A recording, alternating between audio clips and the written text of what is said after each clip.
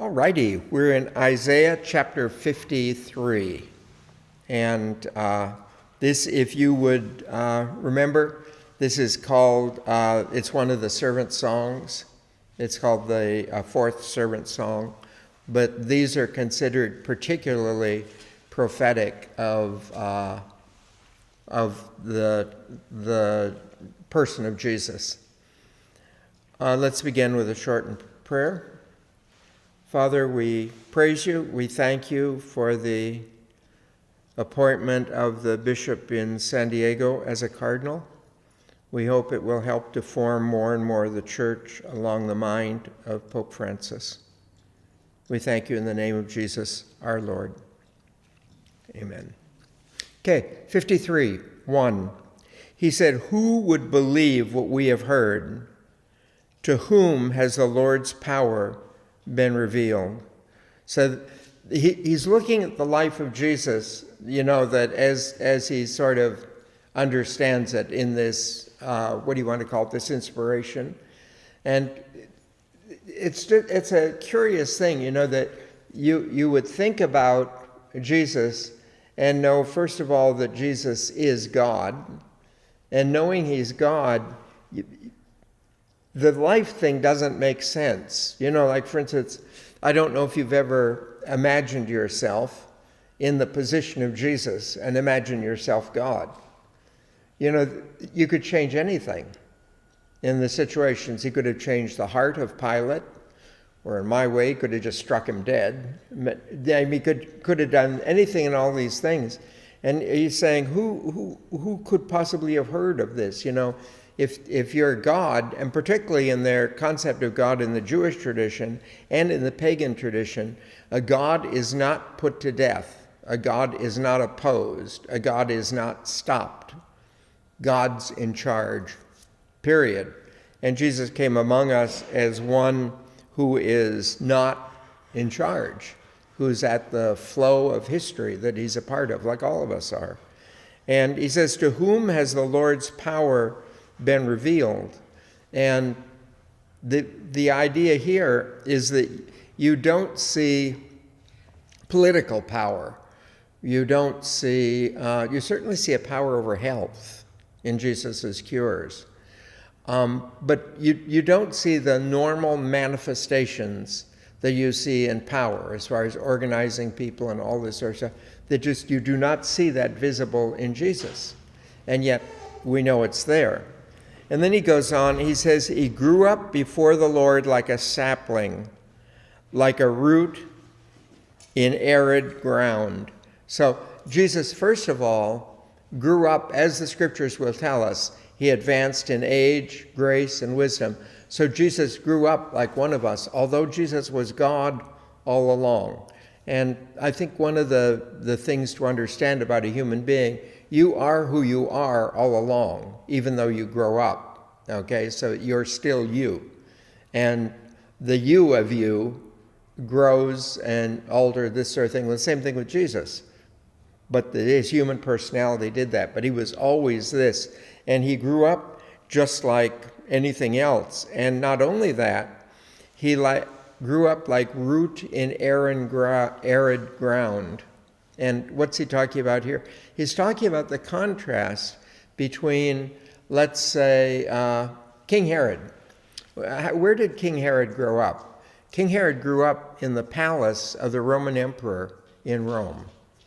And at that time, one of the things they would do, if you were a king and made a treaty with Rome, you would send your eldest son to Rome, basically to study, but actually to be a prisoner, because then the Roman authorities knew you wouldn't attack, okay? But the Romans would also send an important member of the royal family to you. And that was one of the things the treaties took place. So you'd think if Jesus was God, he would be raised in a royal house somewhere. He would have the advantages of the education. He would have, all this sort of stuff, even though they were, technically prisoners, but it's like being in house arrest in Mar-a-Lago, okay? So they went through this sort of process. But the fact of the matter is that isn't what happened to Jesus. Jesus was raised more like one of the servants of the royal family than he was of the royal family. So he says, he had no beauty, no majesty to attract us, no appearance to win our hearts. One of the things I really like about that is that if you watch paintings of Jesus, they try and make him very appealing. And that becomes more and more evident in, like, say, Italy with the Renaissance paintings, and it becomes very evident in the American church. Like I always tell them, if you're gonna, we have the great saints who became huge, huge saints simply from daily meditating on the image of Christ crucified. And that's John of the Cross, Paul of the Cross, Teresa of the Cross. But I tell people that to do that, you have to meditate on a Spanish cross, not on an American cross. On an American cross, like if you look at in the church here, even though this is ostensibly a Spanish cross, there's been an American influence here. And the figure on the cross looks as though he's showered, shaved, cleaned up, and then stands in front of the cross, much more than crucified. And that's very common in our crosses. But in Italy and everything, they always try and make these physically beautiful Jesuses. And particularly in films, they pick people, I don't know whether they use contacts or whatever, but any movie I've ever seen of Jesus, the eyes are unbelievable. Just amazing the way they deal with the eyes. And the whole thing about here is there was nothing about Jesus to make you pick him out in a group. So like if you had, let's say 100, let's say Jewish boys, you would never pick Jesus out. 100 Jewish men, you'd never pick him out. 100 Jewish carpenters, you'd never pick him out. You would not pick Jesus out. There was nothing about him to attract us, no appearance to win our hearts.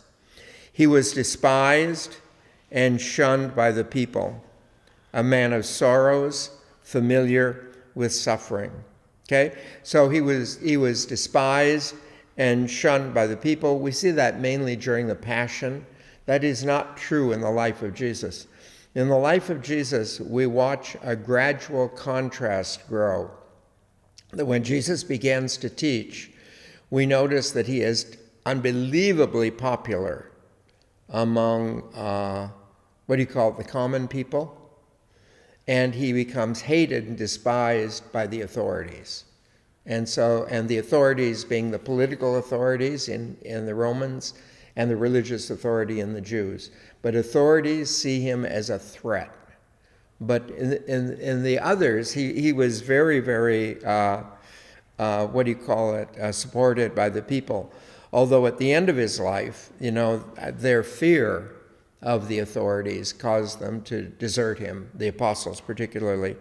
And he was a man of sorrows, familiar with suffering, and one from whom people avert their gaze. And sometimes in dealing with terrible suffering, people cannot look on it. I thought it was a funny thing. I don't know if you remember this happening, but in a basketball game, probably 2 years ago, one of the really big names in basketball came down very badly on his leg and had a compound fracture. Does anyone here remember that? And the bone was sticking out and the blood was coming out. 5 of his teammates fainted, okay? 2 of them threw up. And you can imagine the reaction all around. It's just we aren't used to looking at that. We just don't. And that's what they're saying with regards to Jesus. He was a man of great suffering and the things he went through, and people could not even look at him because of the suffering.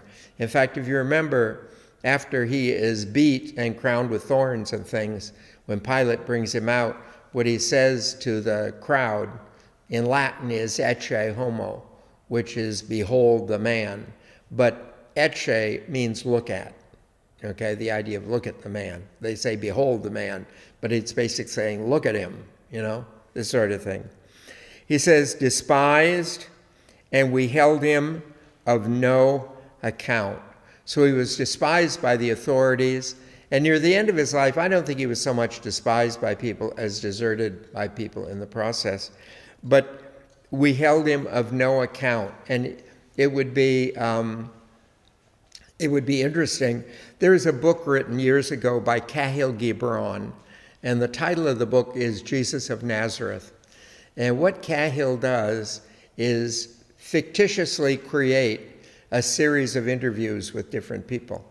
And what he does, he interviews Mary Magdalene, and interviews Simon Peter, interviews the young man who asked Jesus what he needed to do to be perfect, and then, walked around, and interviews Judas. But he interviews these people. It's a really interesting thing.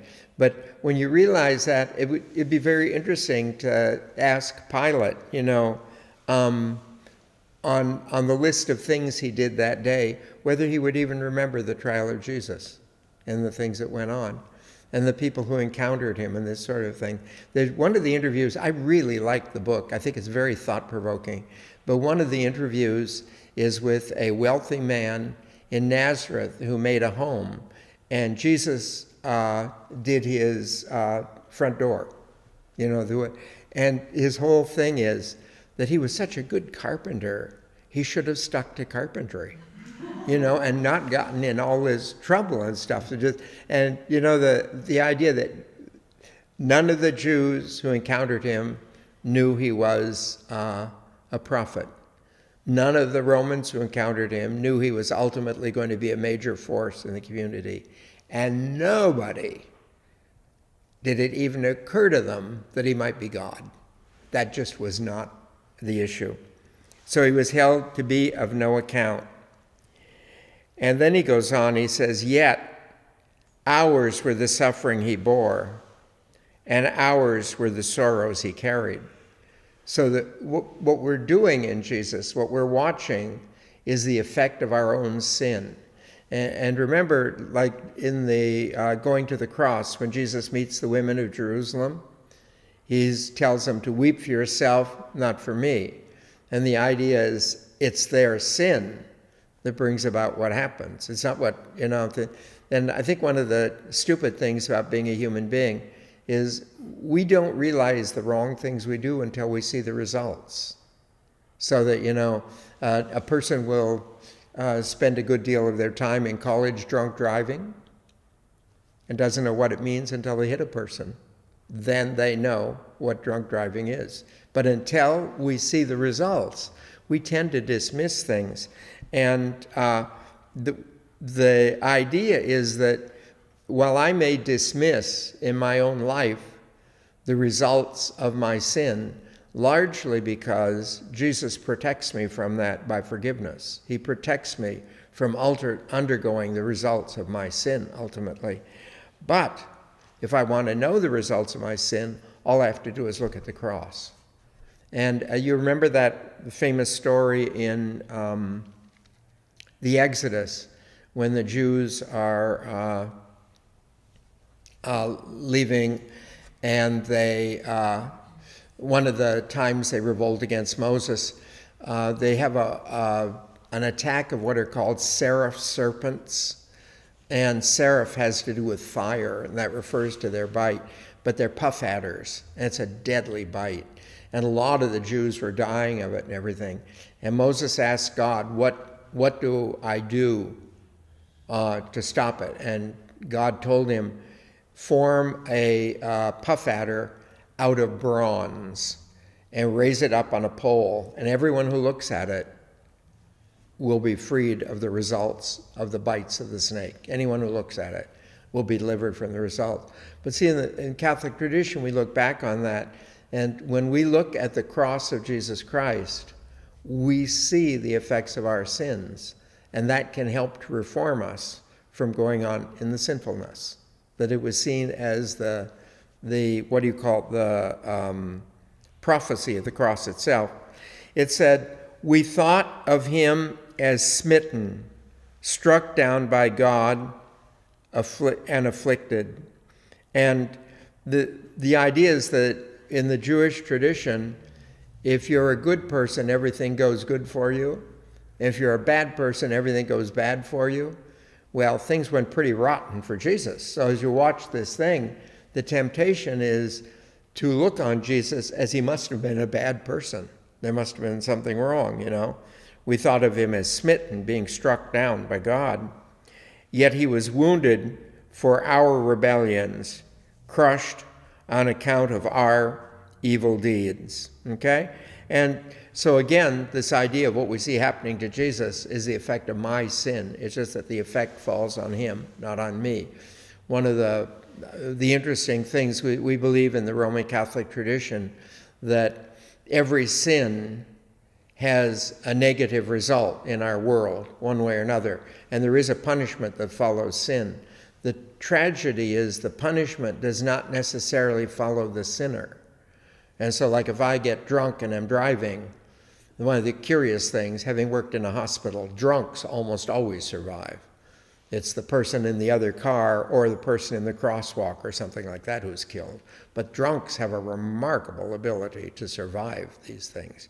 And the idea is that evil in our world will claim victims, and it would just be much better if the victim they claimed was the perpetrator, but it just doesn't happen that way. So the punishment that made us whole was upon him.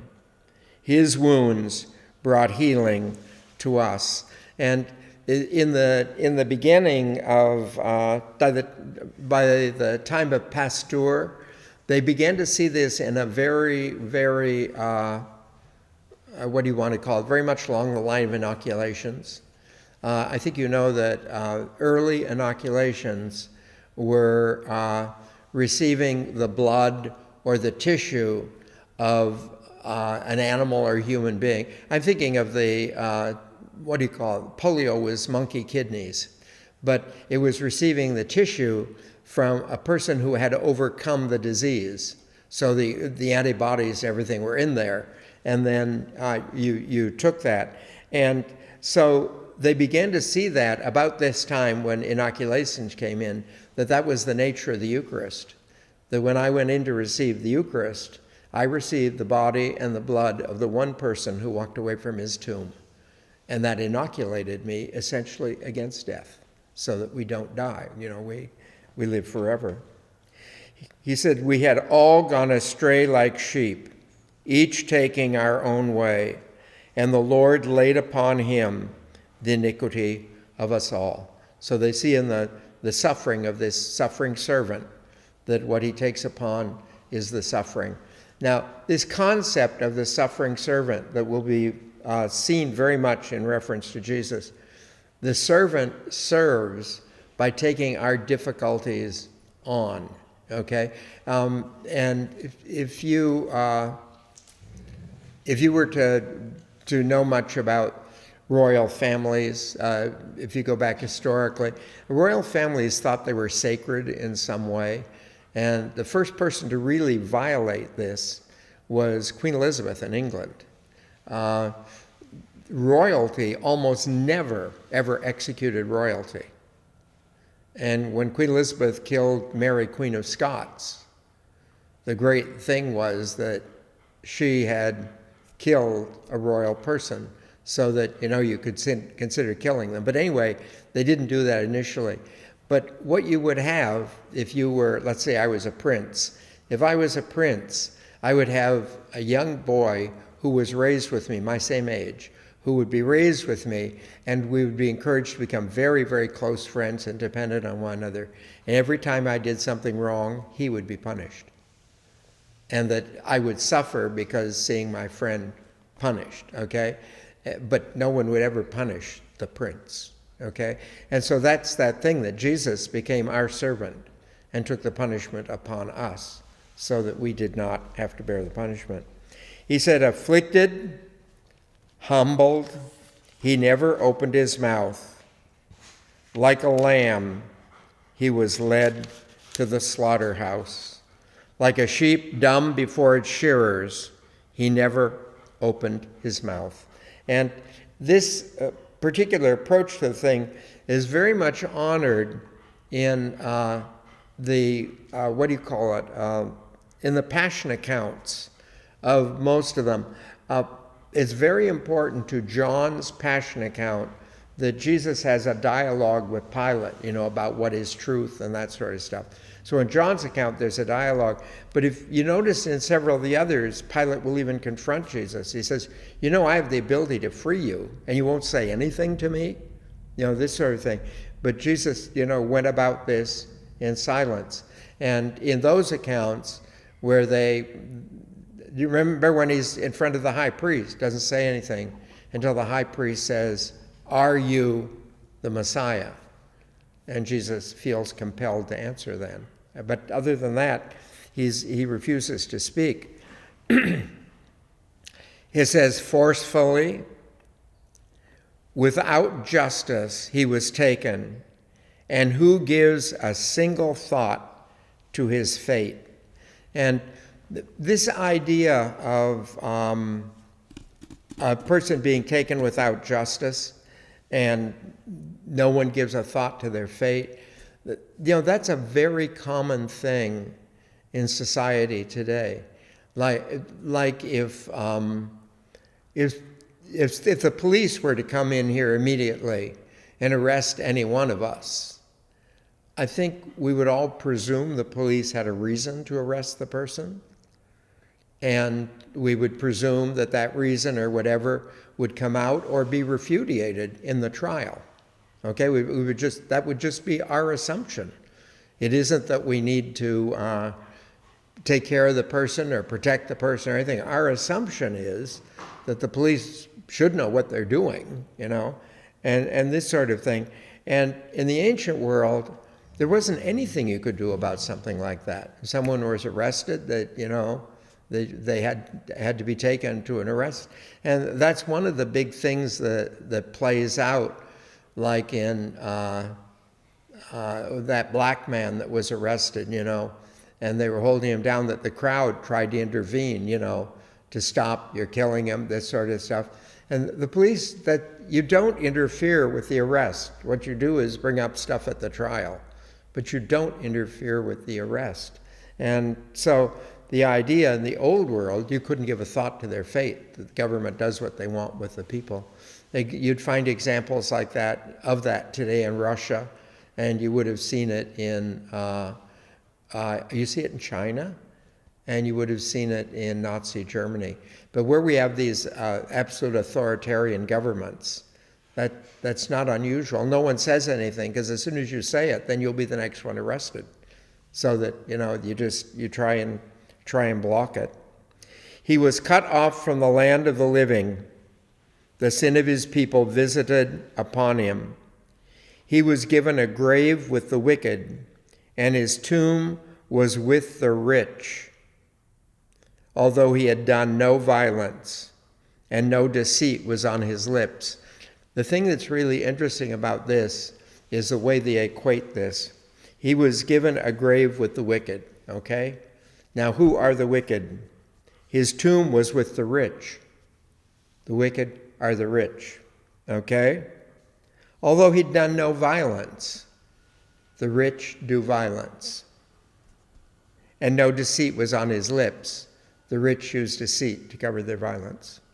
So they see the rich as being violent, deceitful, and wicked, okay? And the only way you could be rich in that world was to collaborate with the German, collaborate with the Romans. You collaborated with them, then you got to be rich and this sort of thing, and that sort of thing. And so this idea. Now, what happened when Jesus died? He was given a tomb, a very wealthy tomb. Having a big rock tomb was not the norm, but probably the tomb was Joseph of Arimathea's, I think. But anyway, they would be common for the Jews to carve a tomb out of rock right near the entrance to the city, because their hazy notion of life after death, they always like to see their name sort of permanent. You find that watch public television or anything, the huge list of names of people who support that, a lot of them are Jews who've left endowments, and you put your name on a hospital or you put your name on, that's how you're remembered, rather than we believe, living after death. So this idea that he would build a prominent tomb with his name on it. But once the Romans came into the town, the Romans always did their executions at the entrance to a city, because their executions were to warn people coming into the city not to break the law. So the Romans set that up. Now, once they build a place for crucifixion, you don't want to be buried there, because people come through there. They aren't going to stop and look at your tomb and see your name. They want to get through there as quick as possible. So Joseph of Arimathea never used it. In fact, they'll say very clearly in the scriptures, no one was ever buried in it. Okay? And so they buried Jesus in the tomb. Now, they never intended to leave him in that tomb.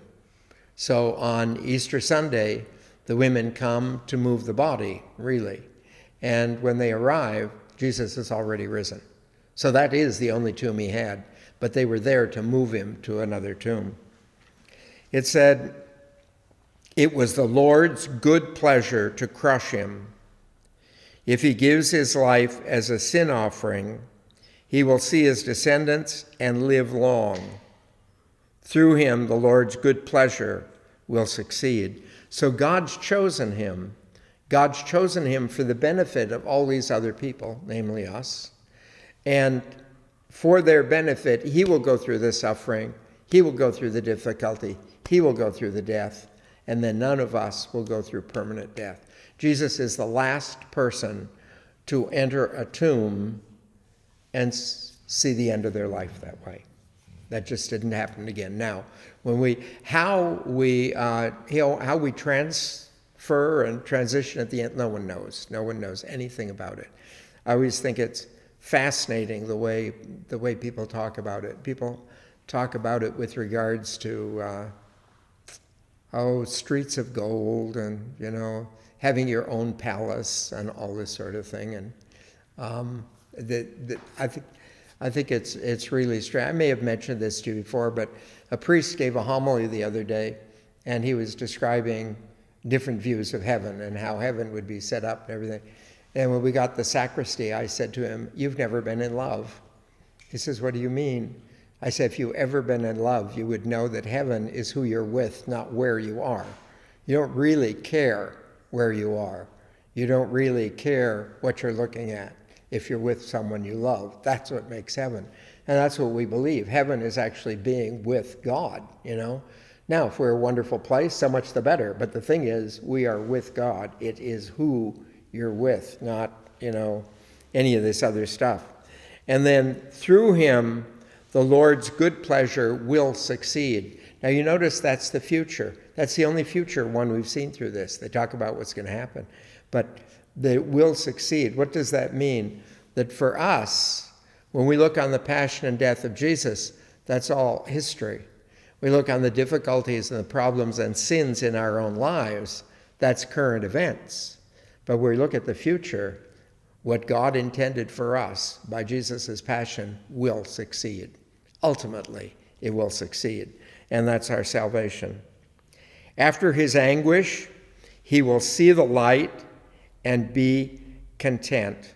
Okay? So after all this suffering, Jesus will, or the figure they speak of, which is Jesus, sees the light and is content. Okay? And I don't know if you're familiar with the people who wrote Evita and wrote Jesus Christ Superstar and Joseph and the Technicolor Coat, that one of the things that is the basic theme that they've used in all, I think maybe it's one person who did all of those, but the basic theme that's used in all of those presentations is a person who goes through great difficulty in their life and at the end of their life is happy with it. Like in Evita, when Evita is dying, she says, I could have lived to give a calmer life and lived much longer, but I chose to burn bright and a short life. And she's basically saying, I realize I'm dying young and everything, but she said it was a great ride. That's what the ride I wanted. You see that with Jesus, all the suffering where it all ends. And you see that with Joseph. He ends up Pharaoh of Egypt. And so all the things they go through. And I think basically it's a promise to us, too, that ultimately, when we stand before God, we're going to be happy with everything that went on in our lives, the good things and the bad. Okay?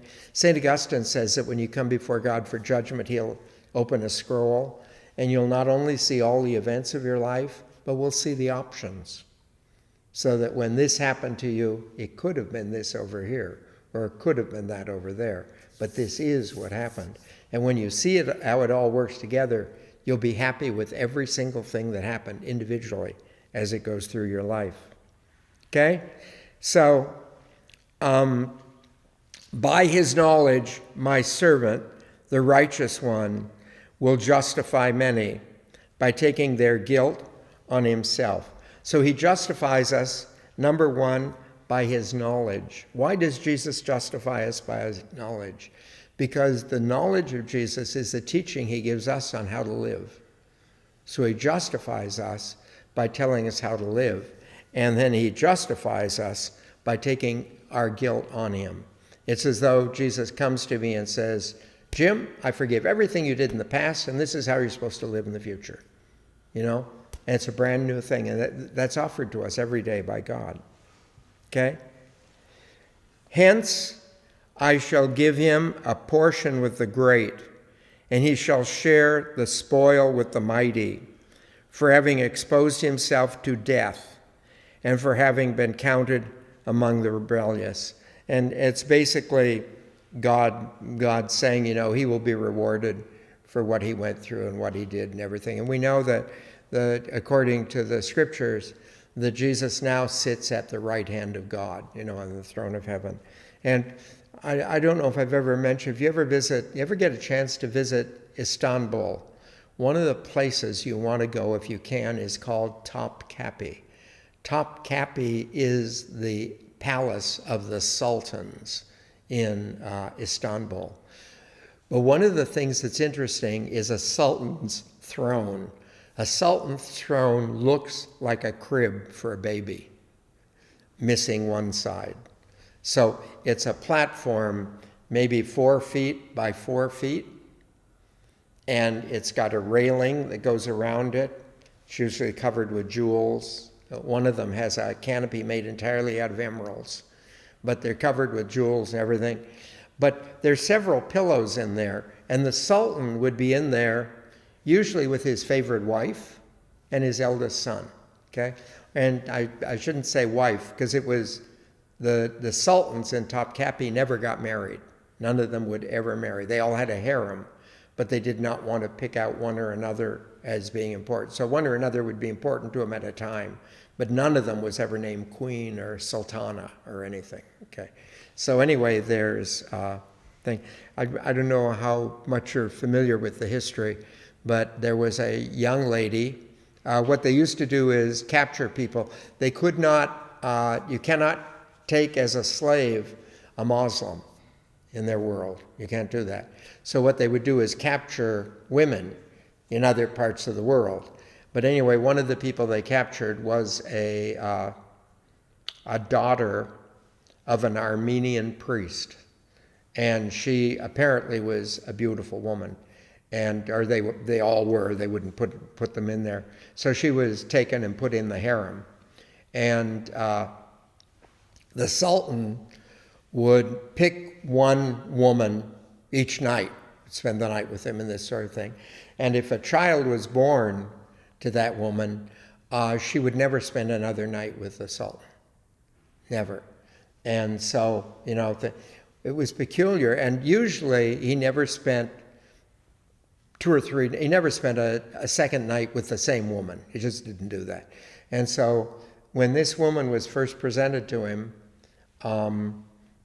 she spent the night with him, and then there were some others. And probably about a week later, he spent another night with her. And then probably 4 days after that, he spent another night with her. And then that was the one who stayed with him the rest of his life. even after the birth of her son. And she is the one that was the first one to get the Sultan to marry. The Sultan married her and crowned her Sultana. And she made a lot of changes in the thing. But it's the first time that a woman really influenced the rule in Turkey. And some amazing changes took place. I don't know her name, but if you ever study the history of Topkapi, her name would come up. She did a great number of things. And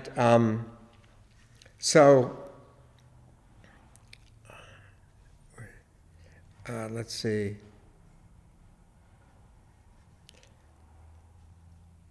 And then it says, yet he was bearing the sin of many and interceding for the rebellious. So Jesus was carrying our sin and interceding for us, okay?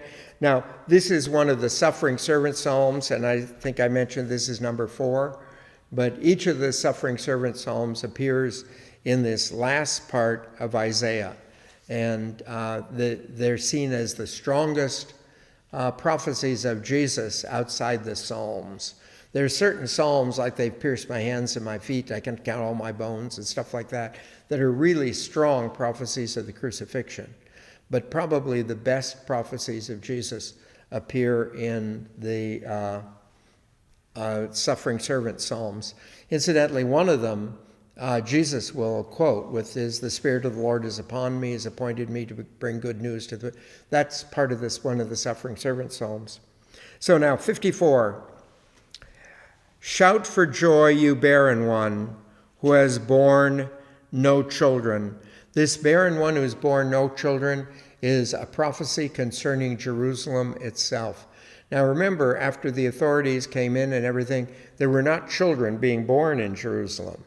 They were enslaved and this sort of thing. So there were no children raising up. And so there would be no continuation of the Jewish race. He said, break into cries of joy, you who were never in labor. For the children of the forsaken one outnumber those of the wedded wife, says the Lord. So he says Jerusalem, that is, the city, has been unable to reproduce its citizens and everything because of the invasions, the enslavements, everything. He says, you will end up with more people than the cities who are having, the children born and everything. And what's he referring to? He's referring to the end of the diaspora, that when Jerusalem achieved its freedom after the Babylonian captivity, when they achieved their freedom, pockets of Jews that had fled Jerusalem and stuff over a period of time now began to come back to settle in Jerusalem. And Jerusalem had huge numbers of people.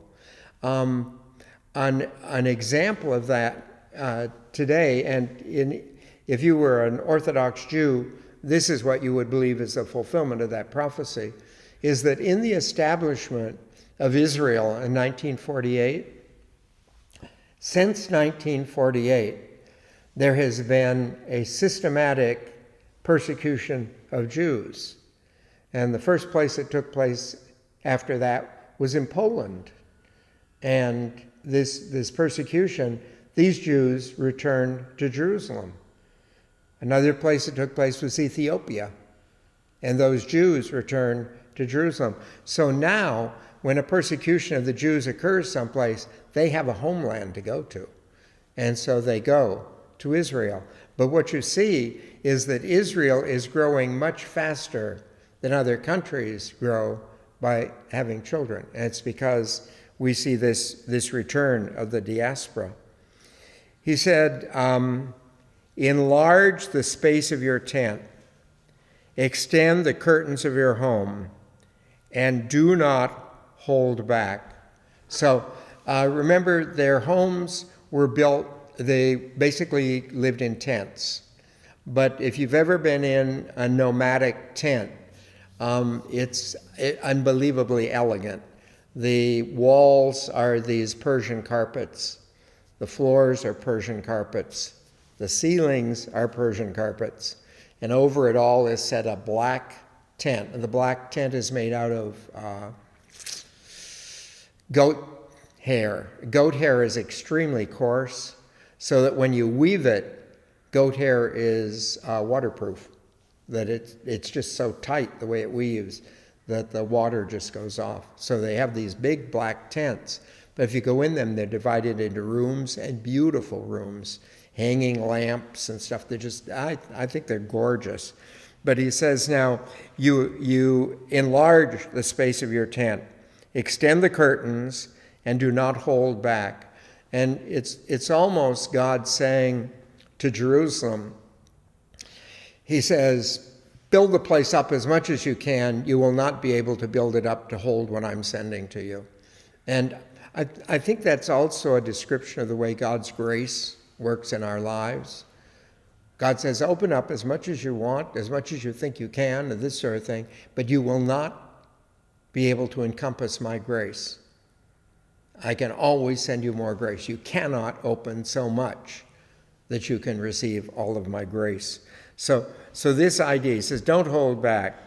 He says, lengthen your ropes, drive home the tent pegs, for you will spread out to the right and to the left. Your descendants will dispossess nations and will repopulate deserted towns. Dispossess nations, they'll be so expanding, they're pushing the other nations out, much like Russia's trying to do with Ukraine, to expand into these territories. And the idea behind all of this is that this expansion that's going to take place, it is going to repopulate the deserted towns. In the ancient world, you had a city. A city would be like Jerusalem. All ancient cities were walled, okay? Now, once the walled city was filled, a couple of things could be done. You could expand a wall on the side and build a city there and do that. And that happened 6 times in Jerusalem, where they expanded. In ancient cities, you'll find a lot of them did that. But the other thing to do was to go out and found a little town, okay? But the little town, if there was an army or something coming, you went and hid in the city. And so if an army was coming through, the little towns would all be burned. They'd be gone, okay? But he says, you'll have so many people in Jerusalem, you'll begin to rebuild what we would call suburbs. You begin to rebuild these suburbs and build up again. And he says, do not fear, you will not be shamed.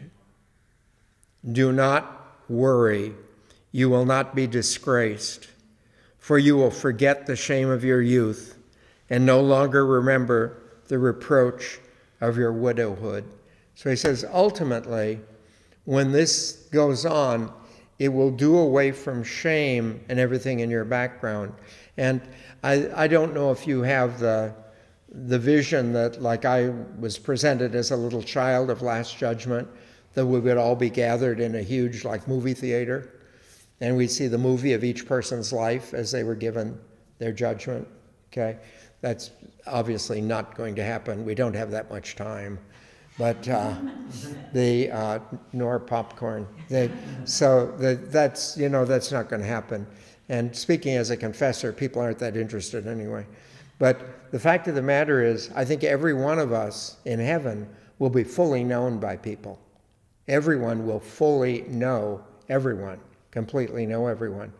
And yet, what ultimately happens in your life will mean that you have nothing to be ashamed of. And a good example of that is if you read the Confessions of St. Augustine. St. Augustine describes his colorful sexual life before he went through conversion.